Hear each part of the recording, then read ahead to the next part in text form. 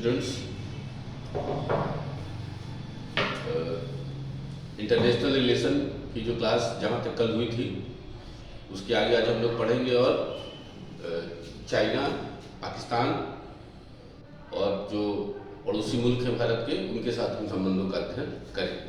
तो आइए आगे चलते हैं और देखते हैं। बांग्लादेश तक का कल कंप्लीट करा दिया है और आगे जो है आज नेक्स्ट देखते हैं। भारत म्यांमार संबंध, या कल के कुछ क्वेश्चन आंसर शायद बांग्लादेश वाले रह गए थे, ठीक है ना, तो पहले उनको नोट कर लीजिएगा जरा।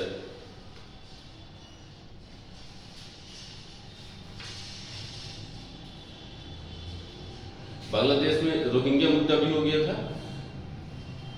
चलिए हेडिंग डालिएगा, भारत म्यांमार संबंध।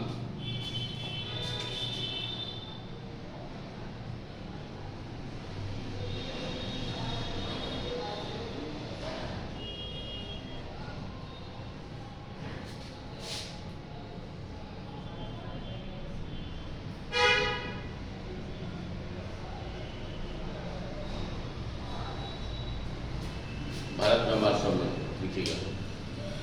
भारत म्यांमार के बीच अत्यधिक मित्रतापूर्ण एवं मधुर संबंध है। इसलिए रोहिंग्या शरणार्थी मुद्दे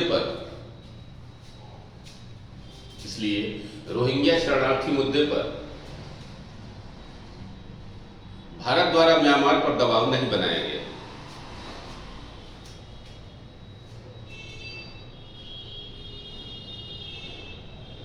यद्यपि बांग्लादेश द्वारा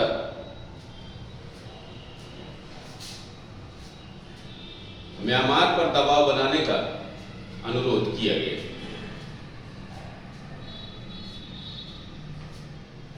डालेगा विश्व जनमत एवं चीन की प्रतिक्रिया।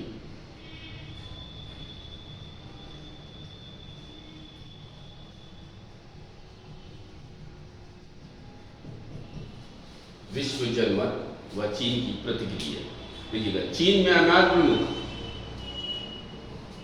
चीन म्यांमार प्रमुख सामरिक मित्र हैं।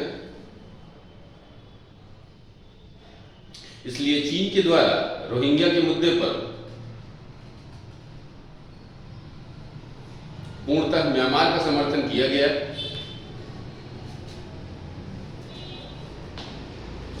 अतः भारत ने भी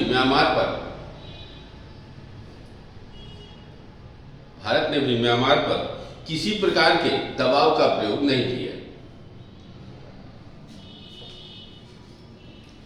यद्यपि यूएनओ, यूनाइटेड नेशंस ऑर्गेनाइजेशन यानी कि संयुक्त राष्ट्र संघ के द्वारा इस निर्जातीय सफाया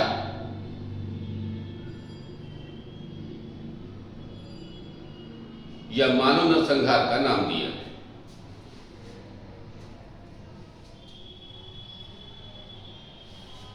अगले डालेगा मानव अधिकार या सुरक्षा का मुद्दा।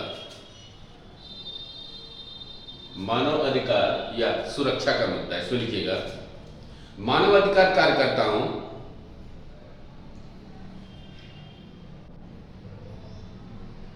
तथा राष्ट्रीय मानवाधिकार आयोग द्वारा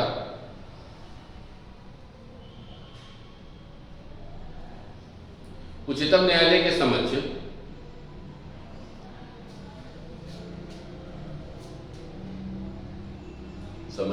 रोहिंग्याओं को शरण देने हेतु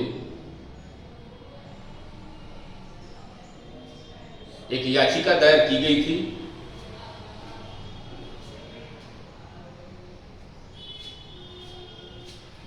परंतु संघ सरकार के द्वारा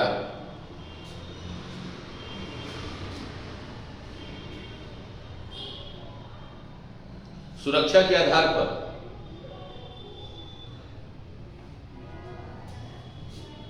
इन्हें शरण देने से मना कर दिया गया था।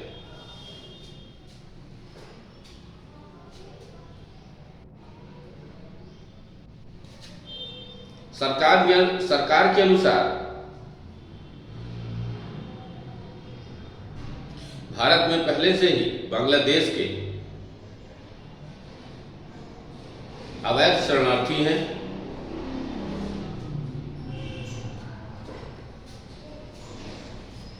इसलिए रोहिंग्याओं को शरण देने में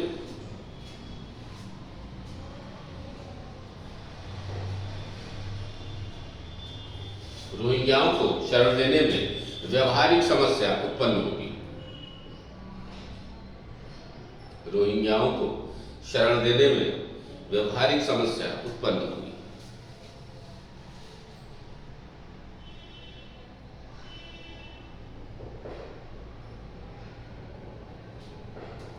नेक्स्ट हेडिंग डालिएगा, पंथ निरपेक्ष राष्ट्रवादी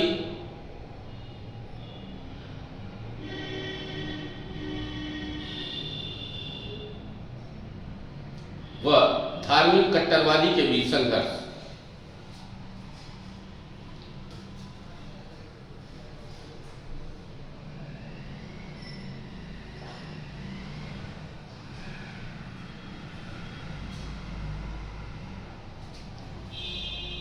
इसमें लिखिएगा, नंबर पहला, बांग्लादेश का निर्माण पंथ निरपेक्ष लोकतांत्रिक समाजवादी विचारधारा के आधार पर किया गया।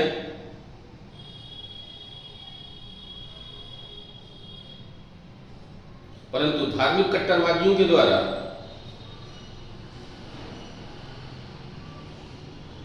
इस विचारधारा का सदैव विरोध किया गया।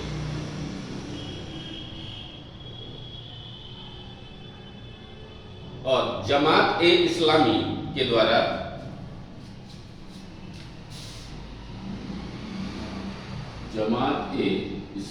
द्वारा बड़ी संख्या में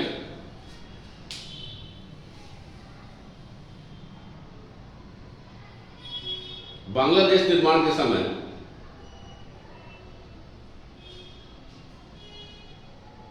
बांग्लादेश निर्माण के समर्थकों की हत्या की गई।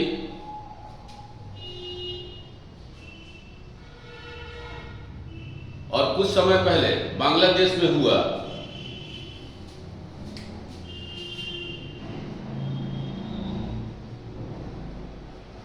गुलशन कैफे का आतंकी हमला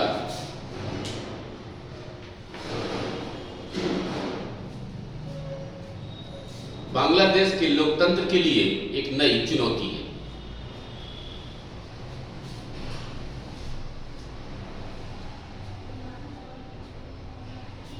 दूसरा नंबर लिखिएगा, शेख हसीना के द्वारा बांग्लादेश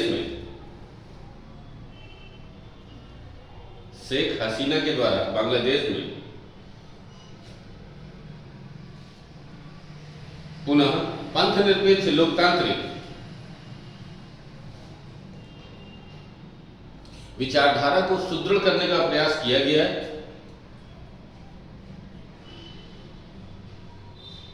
उन्होंने अंतर्राष्ट्रीय आपराधिक न्यायालय की स्थापना के द्वारा युद्ध अपराध में शामिल व्यक्तियों को दंडित करने का भी कार्य किया।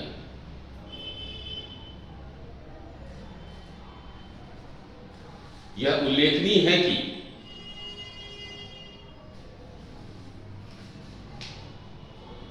पाकिस्तान द्वारा संचालित आतंकवाद से भारत और बांग्लादेश दोनों के लिए साझे खतरे।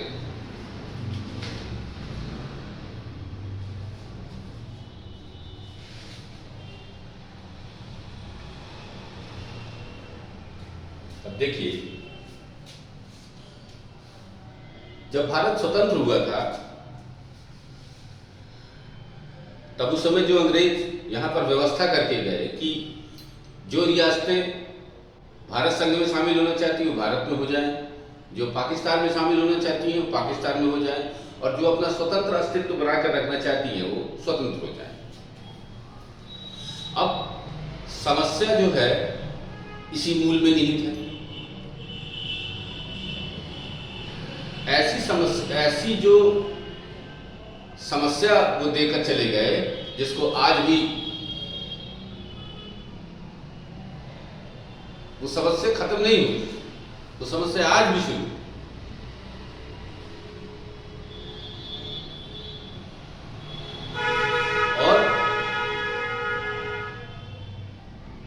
ऐसी समस्याएं विश्व में कई देशों में आपको पाई जाएंगी।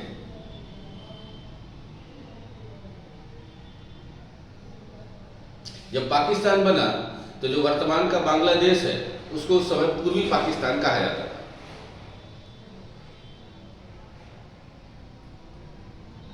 और जो पाकिस्तान है और जो पूर्वी पाकिस्तान है उनकी दूरी ऐसी थी कि अगर भौगोलिक रूप से देखा जाए तो उनमें एक रूपता ही नहीं थी।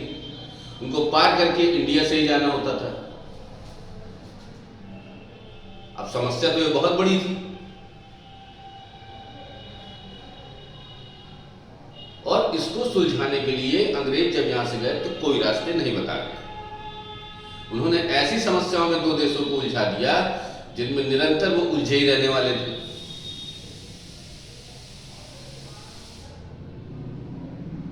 अब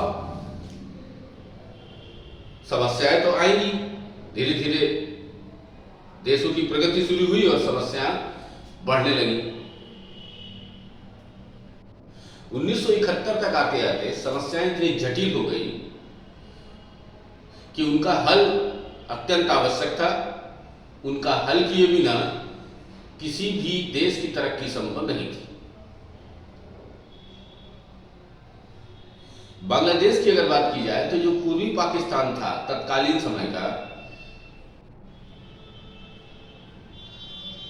अच्छा, बांग्लादेश की खासियत ये रही कि वहां पे लोग उर्दू नहीं जानते थे बहुत ज्यादा।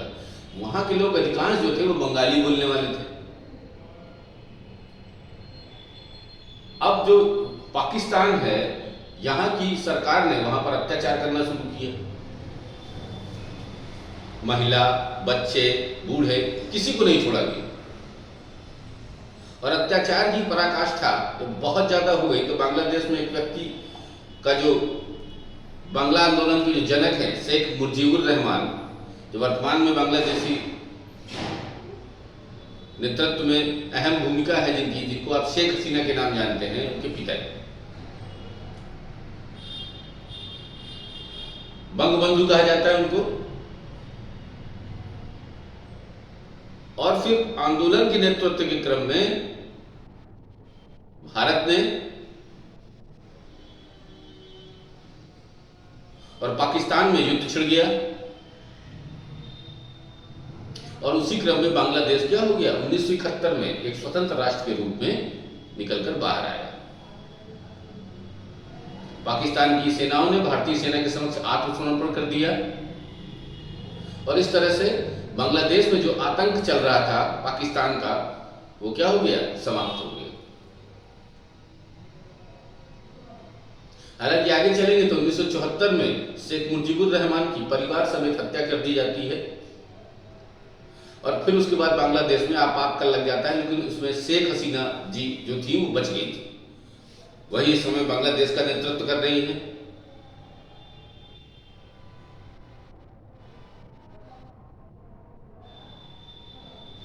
उसके बाद इंटरनेशनल क्रिमिनल लॉ आया 1998 में और फिर युद्ध के जो आरोपी थे उनके ऊपर क्या हुई, कार्रवाई हुई, उनको दंडित किया गया।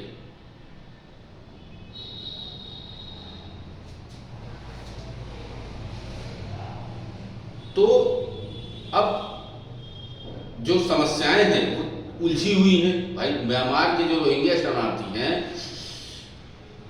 वो मुस्लिम समुदाय है और म्यांमार में उनके ऊपर जो समस्याएं हैं उसके लिए वो बांग्लादेश की तरफ भागते हैं और बांग्लादेश की तरफ जब भागते हैं तो दूसरी ओर भारत है तो भारत की तरफ भी भागते हैं। अब भारत की अगर हाल ही में डिसीजन कहा जाए तो भारत ने जो फ्री मूवमेंट रेजीम था इसको जो है समाप्त कर दिया है।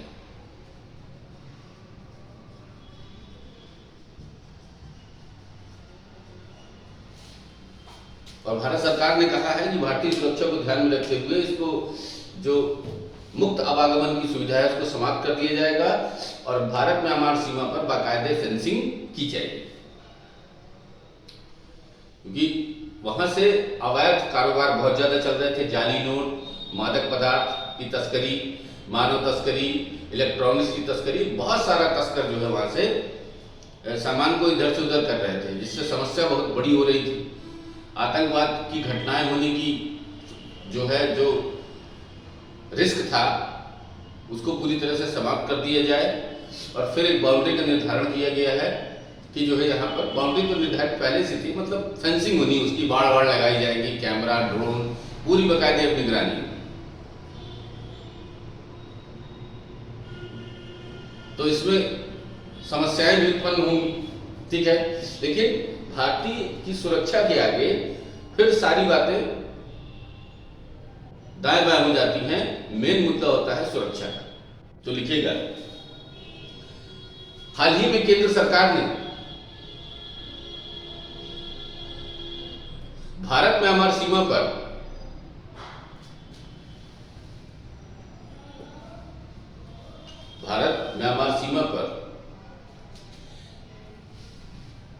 मुक्त आवागमन सुविधा FMR ब्रैकेट में फ्री मूवमेंट रिजीम को समाप्त कर दिया है।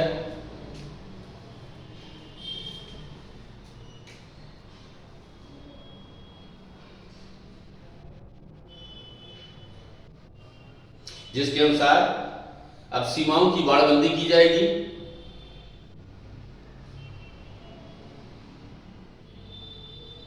और अनाधिकृत रूप से कोई भी सीमा में प्रवेश नहीं कर सकेगा।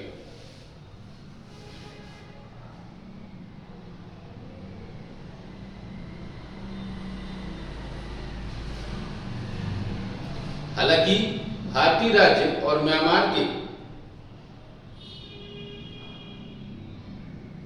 सटे हुए क्षेत्रों का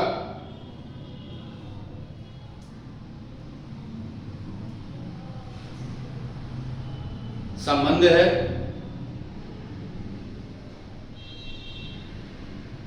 लेकिन राष्ट्र की सुरक्षा को ध्यान में रखते हुए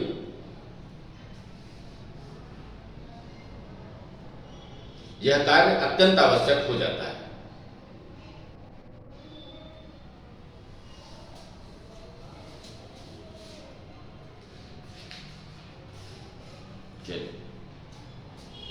एक डालिएगा भारत चीन संबंध।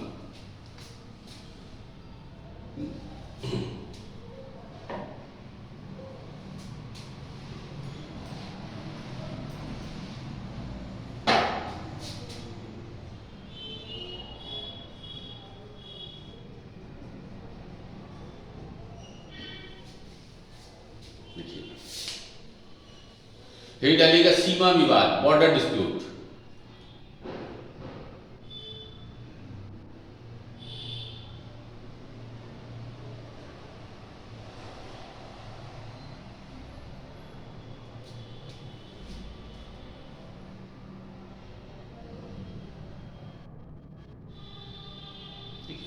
नंबर 1, वर्तमान में चीन और भारत के बीच लगभग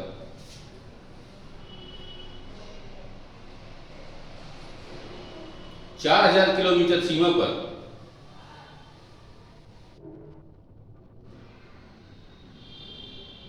वास्तविक नियंत्रण रेखा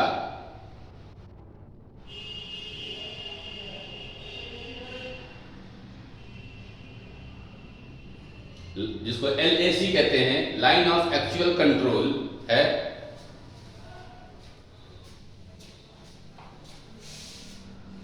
चीन के अनुसार दोनों देशों के बीच में कोई सीमा नहीं है।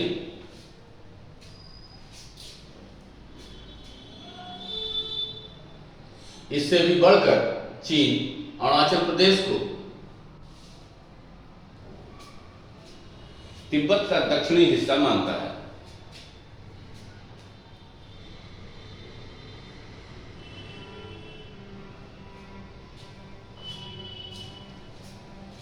अक्साई चीन पर उसका पहले से ही नियंत्रण है।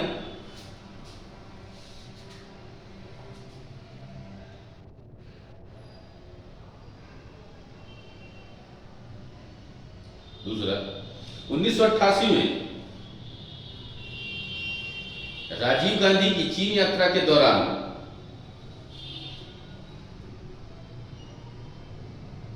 सीमा मुद्दे पर दृष्टिकोण में परिवर्तन हुआ और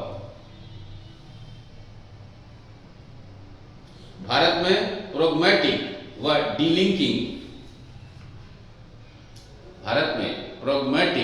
डीलिंकिंग की नीति अपनाते हुए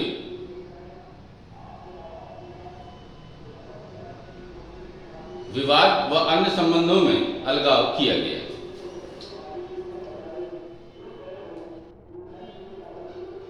चीन के साथ व्यापारिक व आर्थिक संबंधों पर बल दिया गया।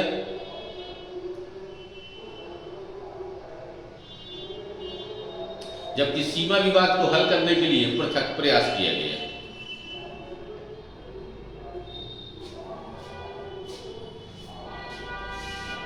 थर्ड नंबर लिखिएगा। 1988 से लेकर आज तक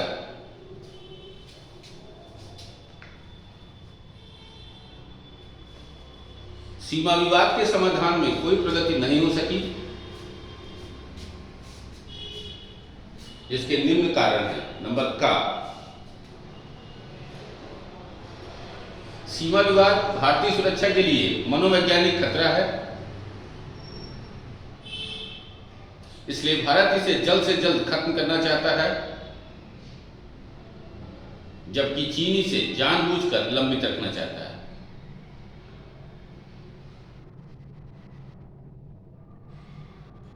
खा नंबर इसमें, चीन का तर्क है कि दोनों देशों के बीच वार्ता में अक्साई चीन व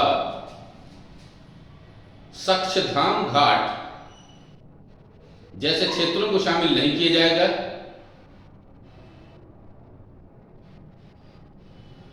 जबकि भारत सभी क्षेत्रों पर वार्ता की मांग करता है। गा, चीन के द्वारा अपने सीमावर्ती क्षेत्रों में आधारभूत संरचना का प्रभावी विकास कर दिया गया है, जबकि भारतीय क्षेत्र में आधारभूत संरचना के विकास पर चीन आपत्ति कर रहा है। पैराग्राफ चेंज करके लिखिएगा। भारत चीन सीमा विवाद हल किए बिना संबंध सामान्य नहीं हो सकते, परंतु सीमा विवाद का हल होना संबंधों को सामान्य बनाने की गारंटी नहीं है। नेक्स्ट लिखिएगा। सीमा विवाद व भारत चीन शक्ति संघर्ष।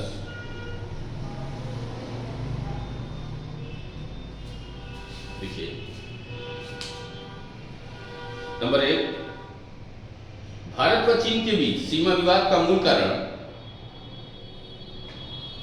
दोनों के बीच विद्यमान शक्ति संघर्ष है। सीमा विवाद के मुद्दे पर भारत अपनी क्षमता में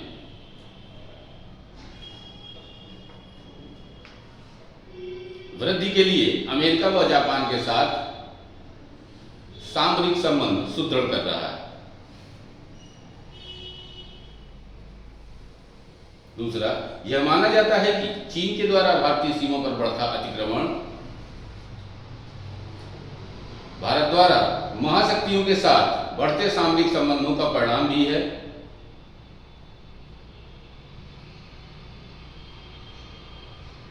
यह उल्लेखनीय है कि पूर्वोत्तर राज्यों के अत्यधिक महत्वपूर्ण और सामरिक रूप में संवेदनशील क्षेत्रों में जापान भारत की सड़क निर्माण में मदद कर रहा है। तीसरा, यह उल्लेखनीय है कि OBOR one belt one road, इसको बेल्ट एंड रोड इनिशिएटिव भी कहते हैं, के मुद्दे पर भारत चीन का समर्थन नहीं कर रहा है।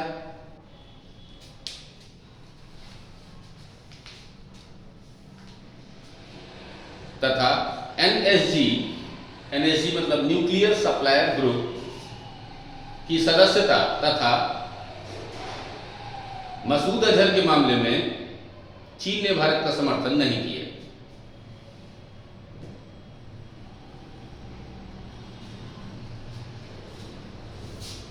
दक्षिणी चीन सागर मुद्दे पर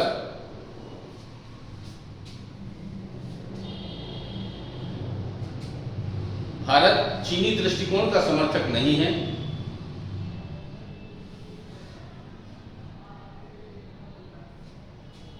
एक डालिएगा द्विपक्षीय व्यापार व सीमा विवाद।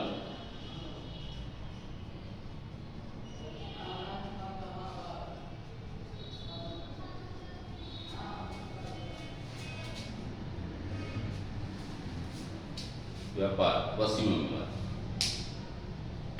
नंबर 1,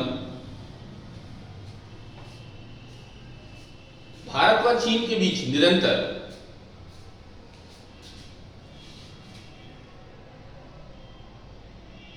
द्विपक्षीय व्यापार में वृद्धि हो रही है।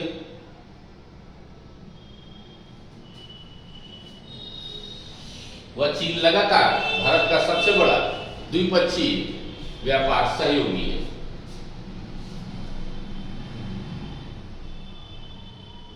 दूसरा, भारत चीन संबंध अत्यधिक जटिल किस्म का है। व्यापारिक सहयोग बढ़ रहा है।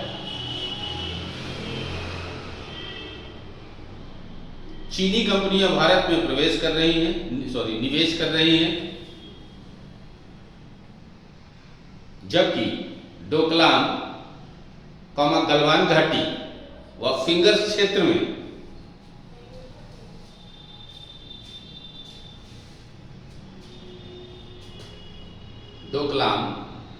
गलवान घाटी व फिंगर्स क्षेत्र में चीन ने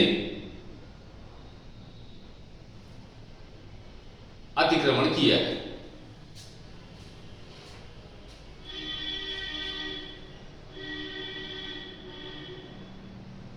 यह उल्लेखनीय है कि व्यापार बढ़ने पर सीमा विवाद पर चीन का दृष्टिकोण अत्यधिक कड़ा बना हुआ है। तीसरा, यद्यपि व्यापारिक संबंधों को पूर्णतः उपेक्षित करना ठीक नहीं है, क्योंकि डोकलाम विवाद पर चीन के नरम दृष्टिकोण में व्यापारी समूह का दबाव भी माना जाता है।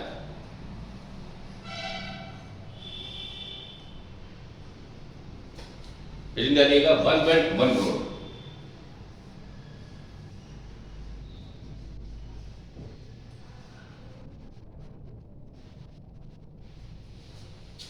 वन बेल्ट वन रोड लिखिएगा।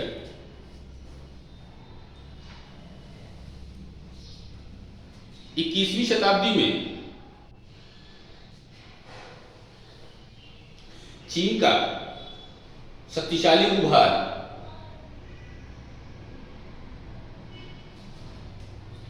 विश्व राजनीति में सर्वाधिक महत्वपूर्ण घटना है।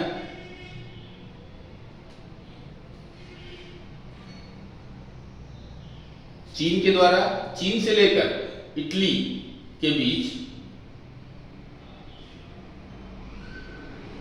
मध्य एशिया, पश्चिमी एशिया होते हुए सड़क संपर्क का विकास किया जा रहा है, जिसे इकोनॉमिक बेल्ट का भी नाम दिया गया है।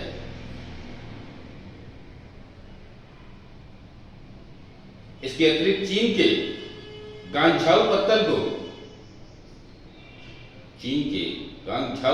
को हिंद महासागर के प्रमुख समुद्री पत्तनों को जोड़ते हुए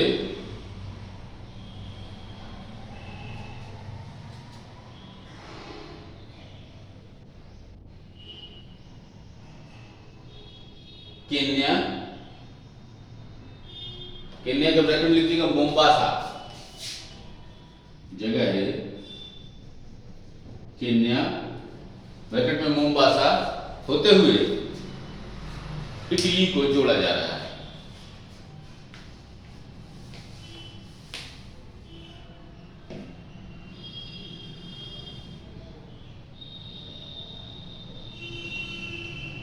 डालिएगा बेल्ट रोड परियोजना का आर्थिक प्रभाव।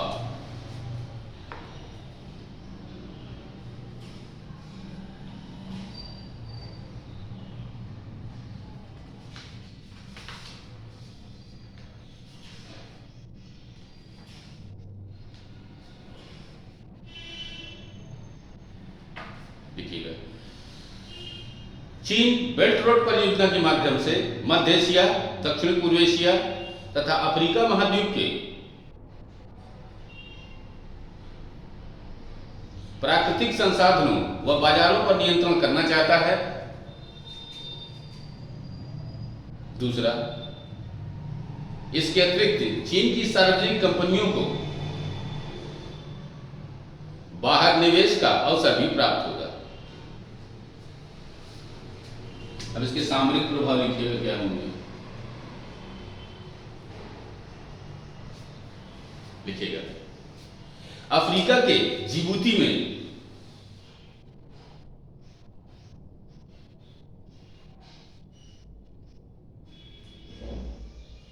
चीन ने अपने नौसैनिक अड्डे का निर्माण कर लिया है।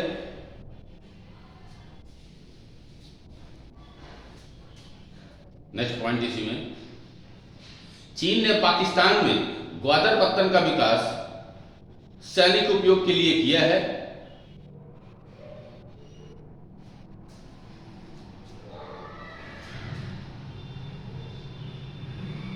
श्रीलंका का हम्बनटोटा,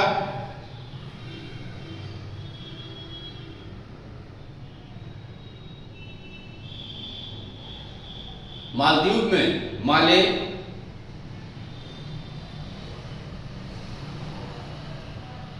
तथा हिंद महासागर में अपनी नौसेना की प्रभावी उपस्थिति बढ़ा रहा है।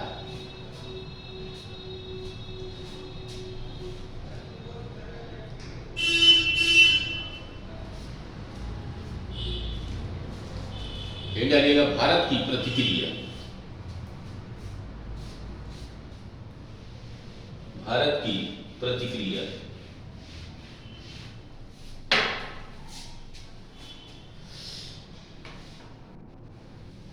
भारत एकमात्र महाशक्ति है जिसने रोड बेल्ट परियोजना से जुड़ने से इनकार कर दिया।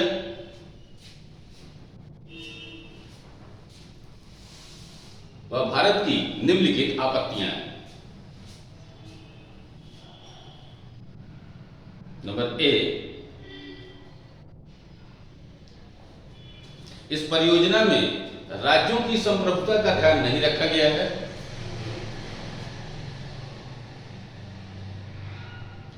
वह चीन पाकिस्तान आर्थिक गलियारा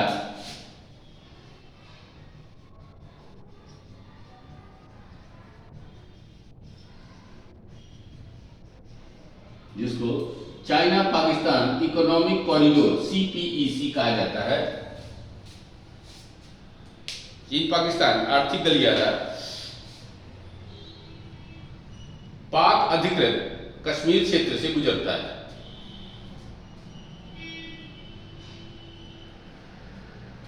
नेक्स्ट पॉइंट इसी में, भारत के अनुसार यह परियोजना एक पक्षीय है।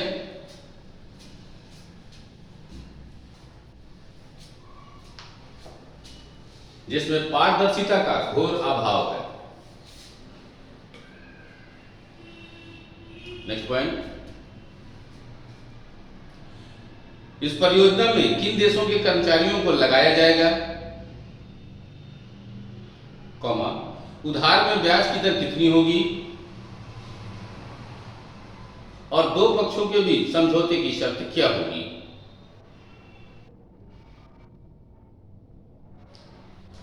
भारत में इस परियोजना में पर्यावरणीय सरोकारों को लेकर भी आपत्ति उठाई गई है।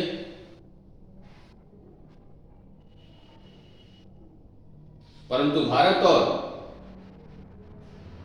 भारत की मूल आपत्ति चीन और भारत के बीच विद्यमान गहरे अविश्वास के कारण है तथा चीन पाकिस्तान के सामरिक संबंध भारत की सुरक्षा की सबसे बड़ी चुनौती है। यदि चीन NSG, मसूद अजहर जैसे मुद्दों पर भारत का समर्थन नहीं करता तो Bharat one belt one road परियोजना का समर्थन क्यों करे। और ऐसी स्थिति में जबकि दोनों देशों के बीच लंबा सीमा विवाद है और चीन पूर्वोत्तर राज्यों की अनेक परियोजनाओं पर आपत्ति करता रहा है। जानिएगा भारत के समक्ष विकल्प।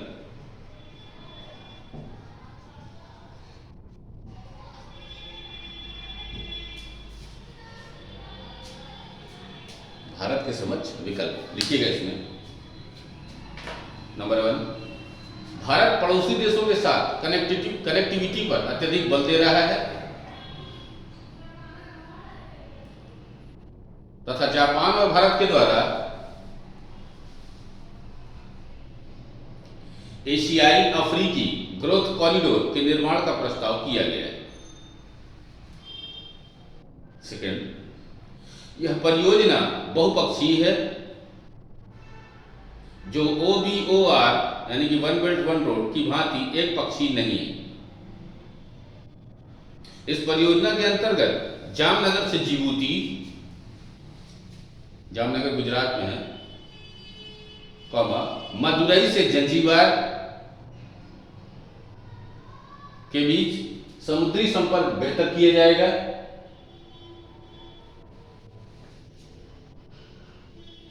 इस परियोजना के द्वारा अफ्रीका में भारत द्वारा क्षमता निर्माण तथा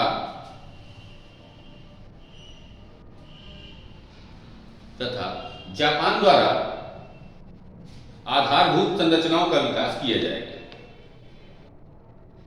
नेक्स्ट, थर्ड नंबर,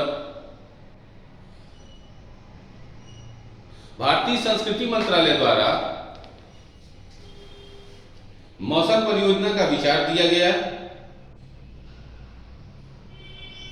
जिसके माध्यम से भारत का अफ्रीका, दक्षिण पूर्व एशिया तथा पश्चिम एशिया के साथ सांस्कृतिक संबंधों को प्रभावी बनाकर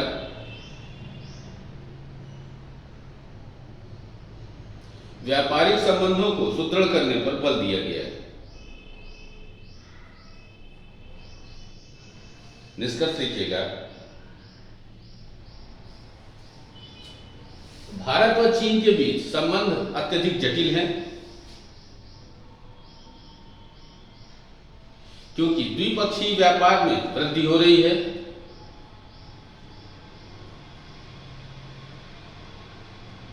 परंतु सीमा विवाद के साथ आतंकवाद, पाकिस्तान के मुद्दे पर गंभीर मतभेद हैं। अतः भारत को चीन के साथ संबंध बनाते समय दो समानांतर रणनीति बनानी चाहिए। ए, द्विपक्षीय व्यापार को सुदृढ़ करना और बी, सुरक्षा व सामरिक स्थिति को निरंतर प्रभावी बनाने पर बल देना।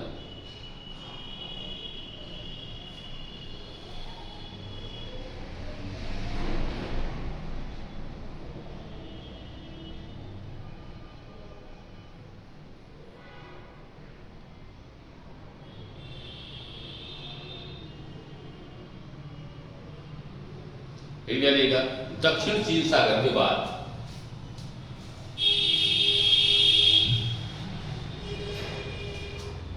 साउथ चाइना सी का विवाद।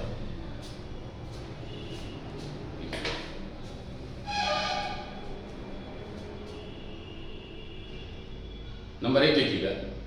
दक्षिण चीन सागर के प्रमुख द्वीप पार्सली व स्प्रेटली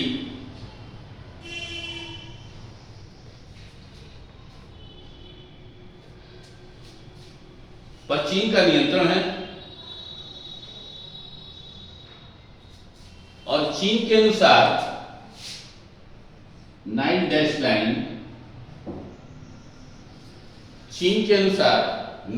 लाइन चीन की रेखा है। इसलिए इस क्षेत्र में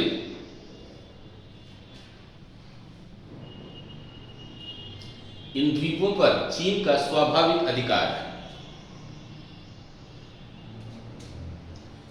जबकि वियतनाम, मलेशिया, फिलीपींस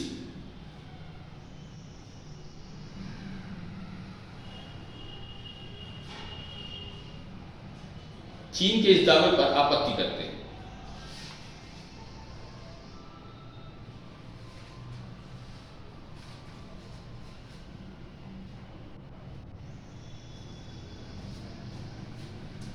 डालिएगा। अंतरराष्ट्रीय अधिकरण का निर्णय,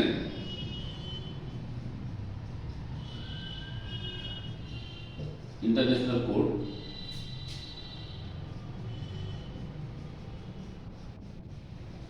निर्णय। देखिए,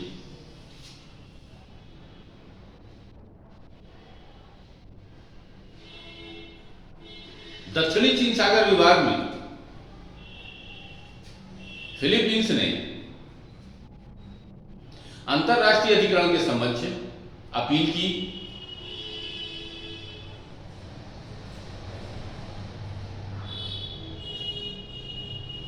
जिसमें निर्णय देते हुए अधिकरण ने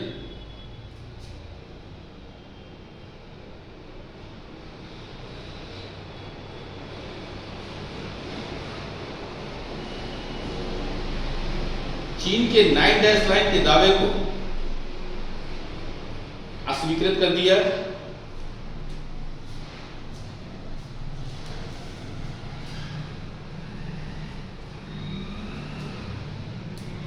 किंतु चीन ने इस निर्णय को मानने से इनकार कर दिया।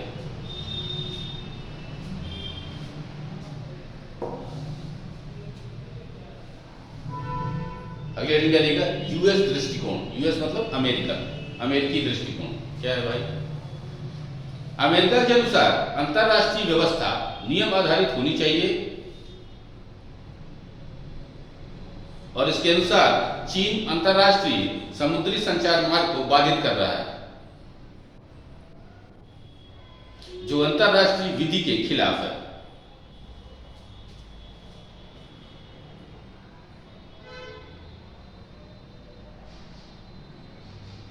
अब भारतीय परिप्रेक्ष्य क्या है इसमें?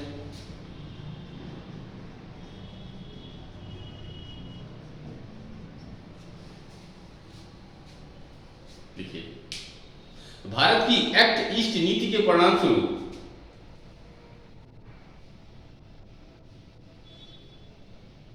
भारत, अमेरिका, जापान के बीच प्रगाढ़ होते सामरिक संबंधों के फलस्वरूप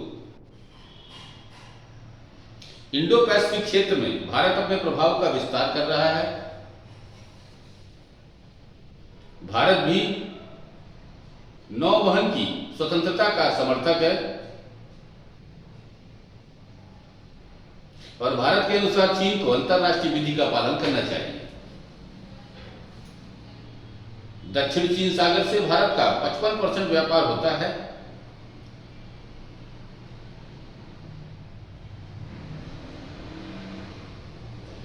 और इस माध्यम से भारत यह सिद्ध करना चाहता है कि दक्षिण चीन सागर के अलावा सीमा विवाद के मुद्दे पर भी चीन की नीतियां आक्रामक हैं।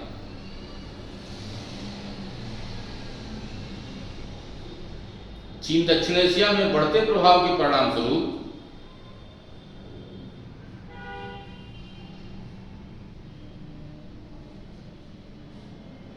भारत वियतनाम जैसे मित्र देशों के साथ सैन्य संबंध सुदृढ़ कर रहा है।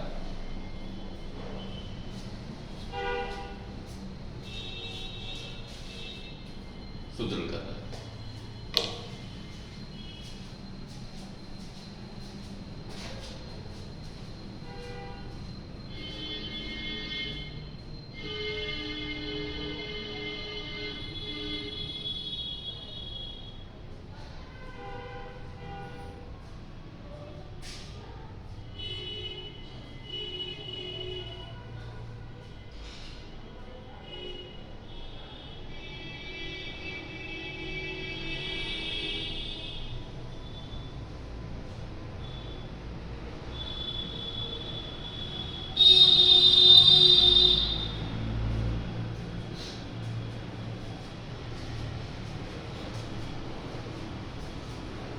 आगे लिखिएगा, शंघाई सहयोग संगठन।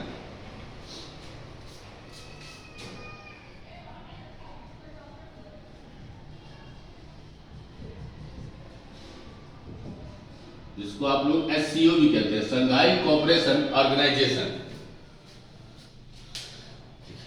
चीन द्वारा स्थापित इस संगठन में रूस के अलावा मध्य एशिया के 4 देश कजाकिस्तान, किर्गिस्तान, उज्बेकिस्तान व ताजिकिस्तान शामिल हैं।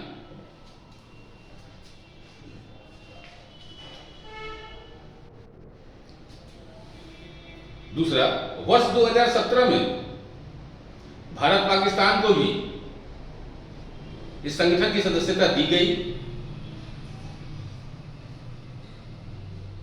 हाल ही में ईरान को भी इसका सदस्य बनाया गया।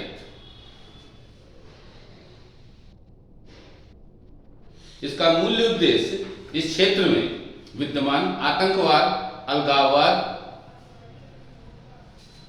निर्जातीय संघर्ष को प्रतिबंधित करना है।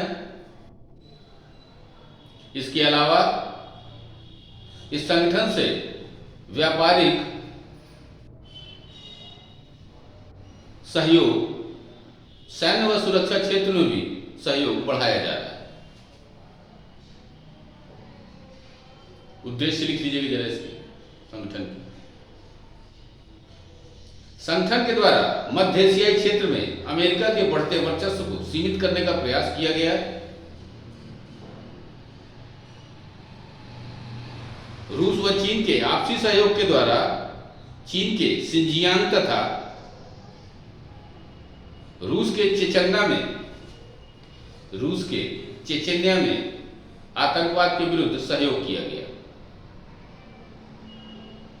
अगला पॉइंट, मध्य एशियाई देशों में भी अल-कायदा व ISIS की उपस्थिति बढ़ रही है, जो क्षेत्र की स्थानीय शांति में स्थिरता के लिए हानिकारक है।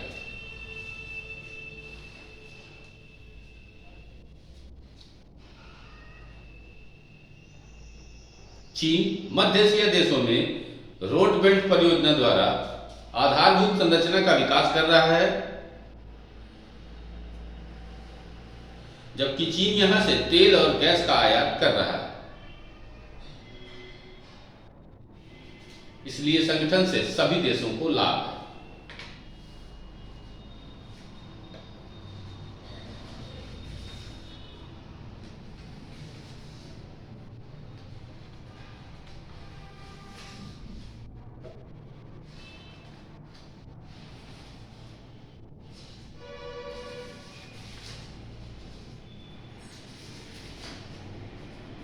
देखिएगा,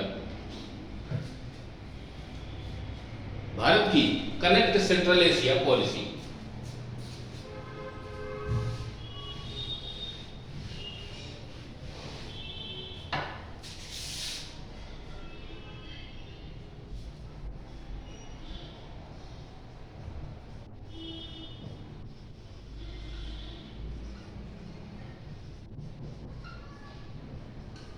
भारत की connect central Asia policy number 1 लिखिएगा।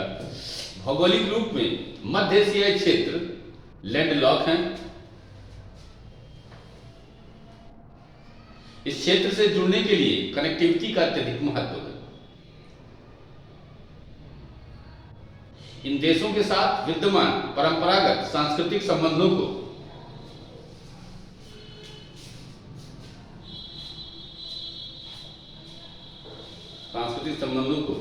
आर्थिक व व्यापारिक आधार दिया जा रहा है।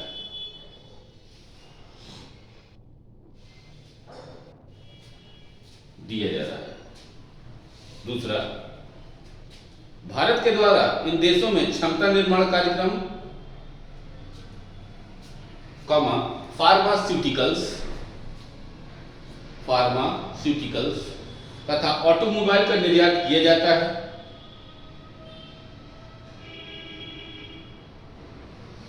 इससे भी बढ़कर कजाकिस्तान के साथ सिविल परमाणु समझौता किया गया है। Turkmenistan, Afghanistan, Pakistan, Bharat Tapi gas pipeline बिछाने का समझौता है। नेक्स्ट पॉइंट, तजाकिस्तान एकमात्र देश है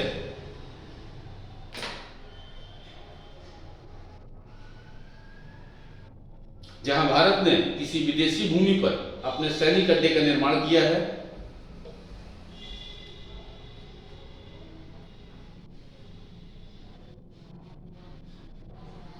नेक्स्ट, भारत के द्वारा ईरान से होकर रूस के बीच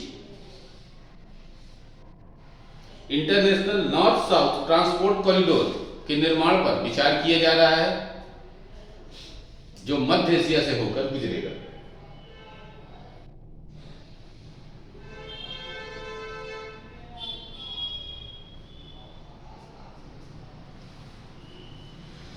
देखिएगा,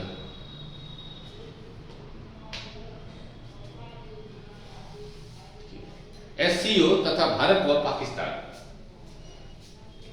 एससीओ तथा भारत व पाकिस्तान मतलब शंघाई कोऑपरेशन ऑर्गेनाइजेशन और भारत पाकिस्तान 2017 से भारत और पाकिस्तान संगठन के पूर्ण सदस्य बन गए।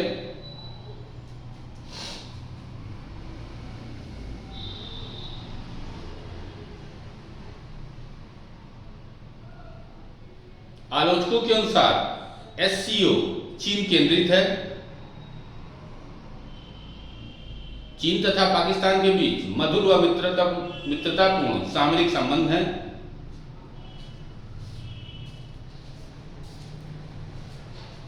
इसलिए चीन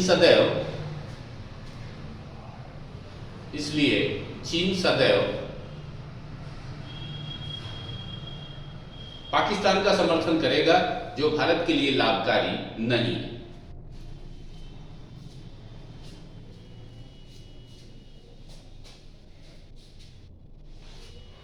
अगला पॉइंट लिखिएगा, एससीओ एक बहुपक्षीय संस्था है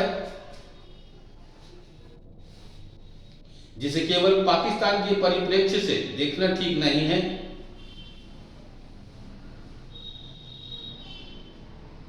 मध्य एशिया में भारत के हितों की पूर्ति के लिए संगठन एक महत्वपूर्ण मंच सिद्ध हो सकता है और यह भी उल्लेखनीय है कि भारत और अमेरिका के बीच बढ़ते सामरिक संबंधों के परिणामस्वरूप रूस जैसे परंपरागत मित्र भारत से दूर जा सकते हैं।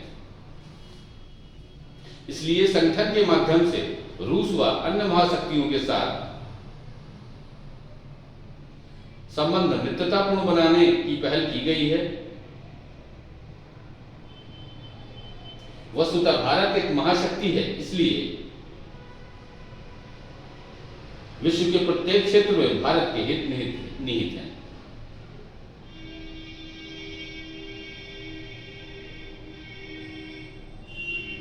इस संगठन में शामिल होने से अफगानिस्तान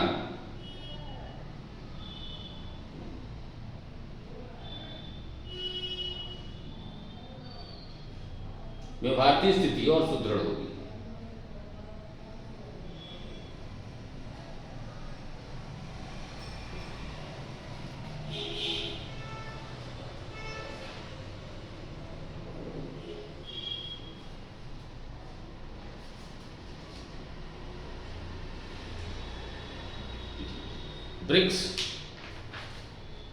ब्रिक्स इंडिया व चाइना। अब तो ब्रिक्स बहुत बड़ा हो गया है।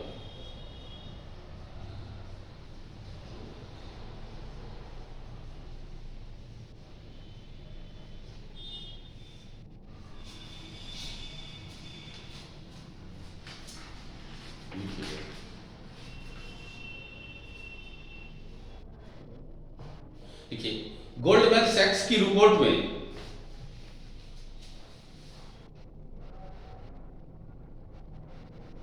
यह कहा गया कि आने वाले समय में ब्राजील, रूस, भारत, चीन, दक्षिण अफ्रीका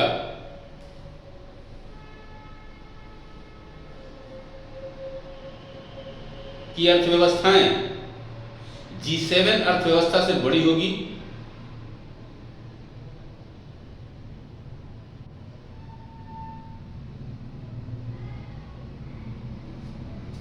विकासशील देशों के आर्थिक विकास में वृद्धि हो रही है। दूसरी ओर 2008 के बाद यूरोप व अमेरिका आर्थिक मंदी के शिकार हैं। विकासशील देशों के आर्थिक उभार के कारण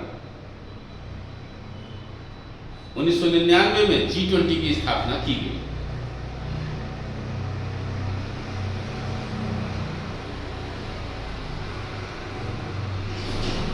दो 2008 की आर्थिक मंदी के बाद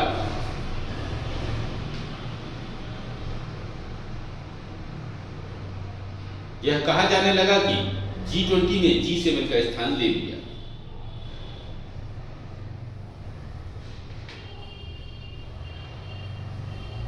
ब्रिक्स देशों ने वर्तमान अंतर्राष्ट्रीय वित्तीय व्यवस्था में सुधार के लिए एक दबाव समूह के रूप में कार्य किया।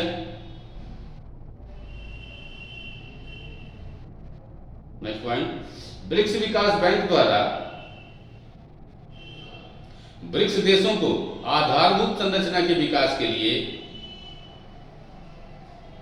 तथा सतत विकास की परियोजनाओं के लिए आर्थिक सहायता दी जाती है।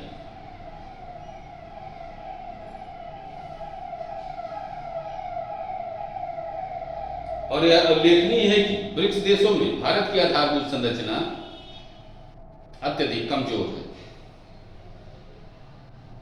नेक्स्ट पॉइंट, ब्रिक्स विकास बैंक में सभी देशों की वित्तीय हिस्सेदारी समान है तथा उनका निर्णय निर्माण में भी योगदान है, जबकि अंतर्राष्ट्रीय मुद्रा कोष, जिसको आप IMF भी कहते हैं, जबकि अंतर्राष्ट्रीय मुद्रा कोष में आर्थिक योगदान के अनुसार निर्णय का अधिकार दिया जाता है।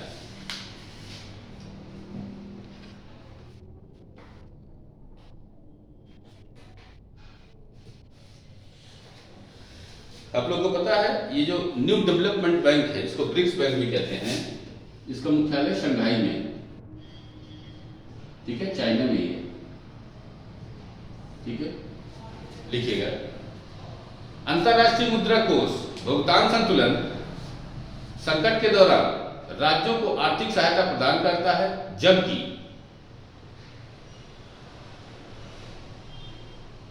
ब्रिक्स विकास बैंक या न्यू डेवलपमेंट बैंक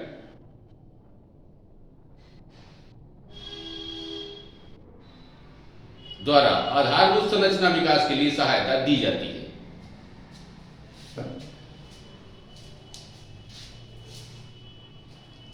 इसलिए इसे विकासशील देशों का भी बैंक कहते हैं।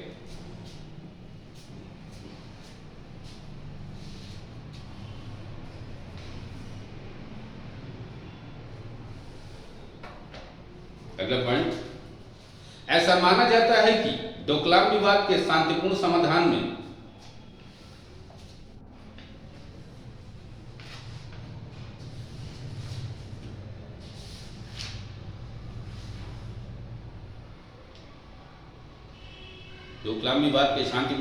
में ब्रिक्स में विद्यमान सहयोग की बड़ी भूमिका है। इसलिए भारत और चीन के बीच आर्थिक सहयोग से न केवल एशिया में शांति व स्थायित्व संभव है, जबकि वैश्विक वित्तीय व्यवस्था में भी विकासशील देशों के पक्ष में सुधार संभव है। नेक्स्ट पॉइंट, ब्रिक्स विकास बैंक विकासशील देशों के बीच सहयोग का आधार सुदृढ़ करता है। ब्रिक्स की समस्या,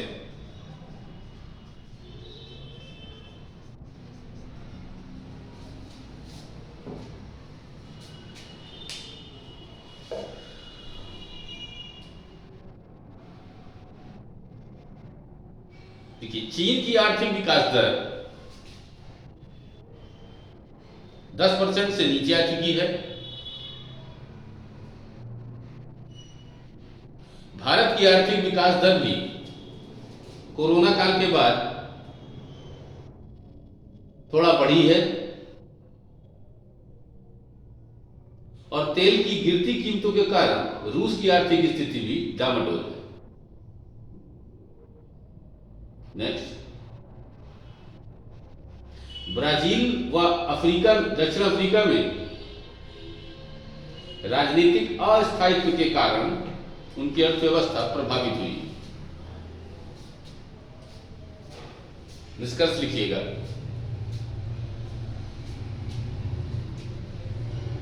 भारत व चीन के बीच सहयोग के प्रभावी क्षेत्र विद्यमान हैं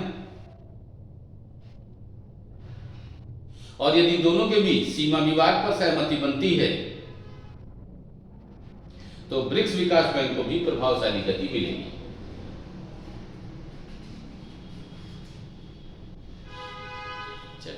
चलिए डालिएगा भारत भूटान संबंध।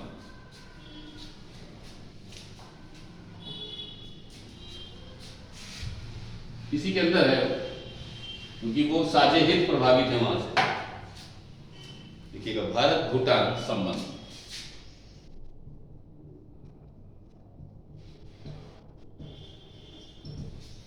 लिखिएगा 1949 की भारत भूटान संधि के अनुसार भूटान की सुरक्षा का दायित्व भारत का है। इसलिए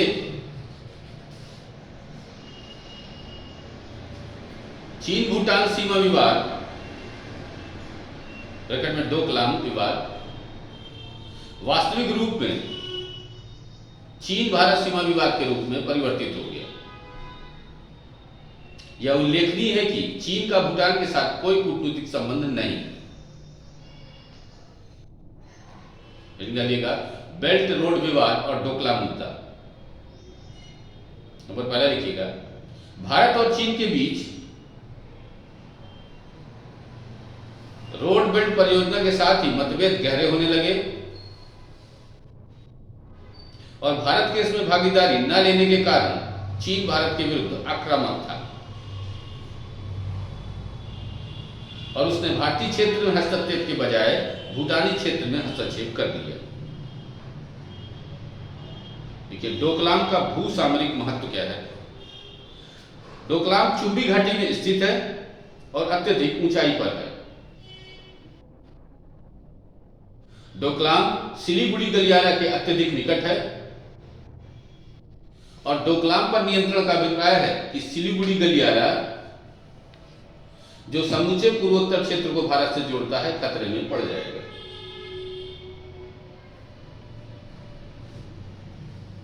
डालिएगा भारत की नई मुखर नीति।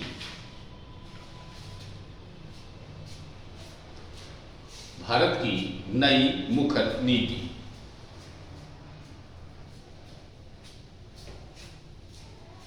देखिएगा इसमें भारत महाशक्ति होने के कारण छोटे पड़ोसी देशों की सुरक्षा के दायित्व का भी निर्वाह करता है।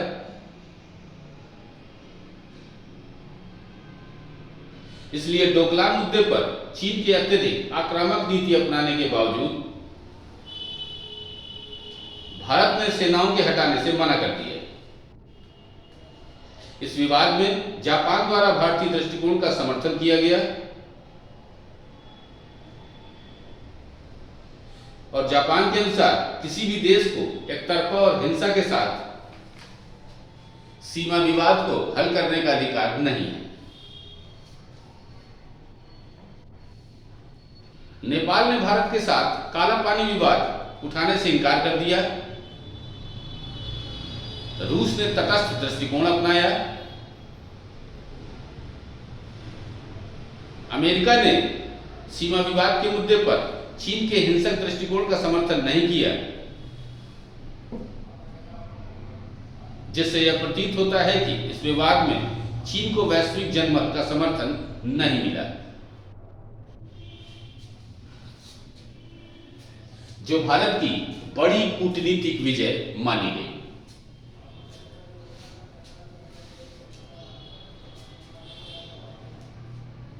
लिखिएगा ब्रह्मपुत्र नदी विवाद।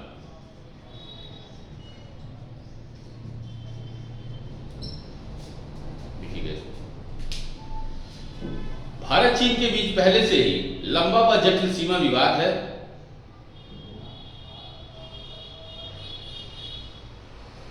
और जल विवाद भी उत्पन्न हो रहा है,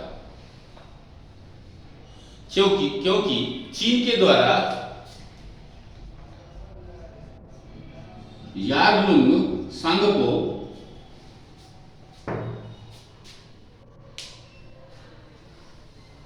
नदी पर बांधों की श्रृंखला बनाई जा रही है।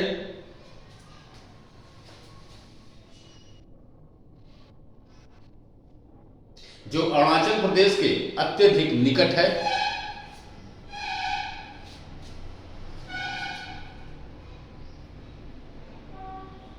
चीन का तर्क है इन बांधों से पानी को विस्थापित नहीं किया जाएगा। पैराग्राफ चेंज करके लिखिएगा। आलोचकों का मत है कि चीन के द्वारा ब्रह्मपुत्र नदी के पानी को विस्थापित करने की योजना बनाई जा रही है, जो भारत के लिए भविष्य में बड़ी समस्या हो सकती है, जिसके माध्यम से सीमा विवाद मुद्दे पर चीन भारत पर दबाव बना सकता है। अब भारत के समक्ष क्या विकल्प है, देखिएगा। भारत के समक्ष विकल्प देखिएगा। चीन का किसी भी पड़ोसी देश के साथ नदी जल विभाजन का समझौता नहीं है। तिब्बत से निकलने वाली मेकांग नदी दक्षिण पूर्वी एशियाई देशों में बहती है और ये देश भी नदी जल के मुद्दे पर चीन के विरुद्ध आवाज उठाते हैं। यह उल्लेखनीय है कि ब्रह्मपुत्र नदी भारत से होते हुए बांग्लादेश में प्रवेश करती है, इसलिए भारत अन्य देश के साथ मिलकर जल बंटवारे के लिए चीन पर दबाव बना सकता है। दोनों देशों के बीच संयुक्त नदी जल आयोग के गठन के द्वारा पानी की उपलब्धता के संबंध में आंकड़ों का लेन देन संभव है। निष्कर्ष क्या है इसका, लिखिएगा। भारत चीन के बीच नदी जल विवाद भविष्य में दोनों देशों के बीच विश्वास अथवा अविश्वास पर निर्भर है।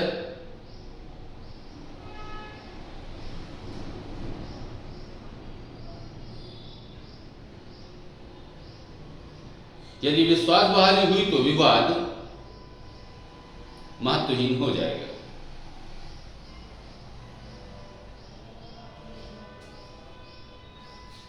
ठीक है।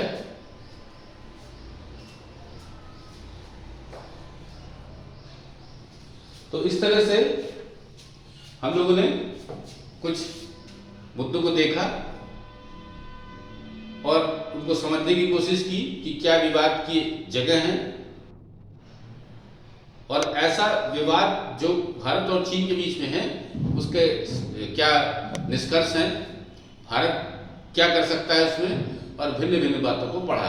ठीक है। जो रह गया है उसको नेक्स्ट क्लास में पूरा करवाया जाएगा। ठीक है। और जो आपका जो विदेश नीति की अन्य थीम्स हैं वो भी इसमें कराए जाएंगे। ठीक है। तो आज की क्लास यहीं तक, अगली क्लास में मिलते हैं।